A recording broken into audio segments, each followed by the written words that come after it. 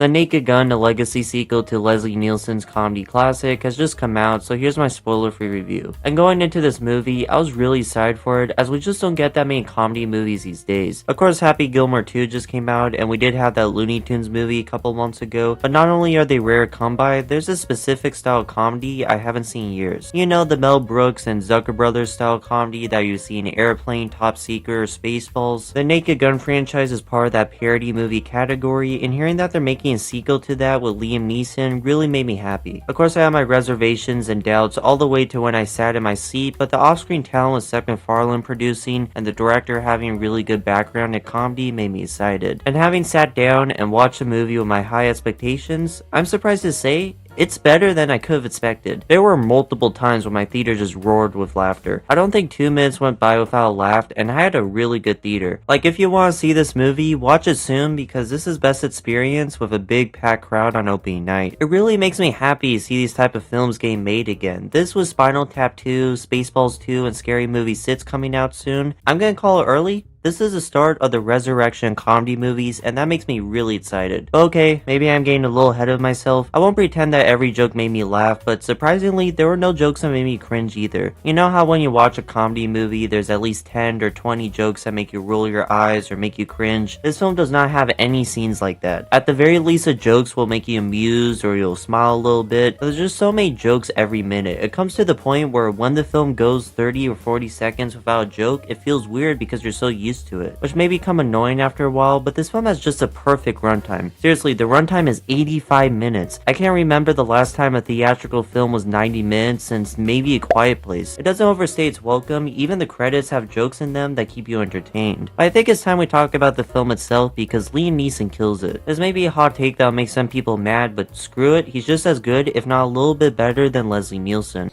Oh, brother, this guy stinks! I watched the original Naked Gun a day before seeing this one, and this guy kills the comedic timing of every scene. Hell, in the movie there's a scene where he's talking to his dead father, and in a tongue-in-cheek joke he says he wants to be just as good as him but not the same as him, and that's how he is. Pamela Anderson is also really good here as a love interest. She's able to carry her own weight in a lot of scenes, especially in one where she's singing in club, which without giving anything away is hilarious. I don't think anyone is sleepwalking through their performance. I do think Paul Walter Hauser is a little bit underused in this. It doesn't have many funny lines, but he still fits the style and tone of the film really well. The plot is formulaic, but that's also kind of the point. Hell, to give away one joke in this movie, there's this really important chip in the film the bad guys are trying to get. It's literally called plot device, and plot is an anagram. That should tell you how much they care about the story. It's kind of hard to talk about this film considering that everyone has their different taste in comedy, but if you're still unconvinced, please check this out. Watching a comedy movie in packed theater is a really cool experience that I personally haven't been able to do much of. If you have any fondness for Mel Brooks, Zucker Brothers, or just the original Naked Gun movies, you'll probably like this film. Even if you didn't laugh at the trailers, I'm gonna tell you right now, I did not laugh at the trailers either. Ironically, the jokes shown in the trailers are much better in the movie. The way it's edited in the trailers completely sucks out the comedic timing, like the manslaughter joke. Says you served 20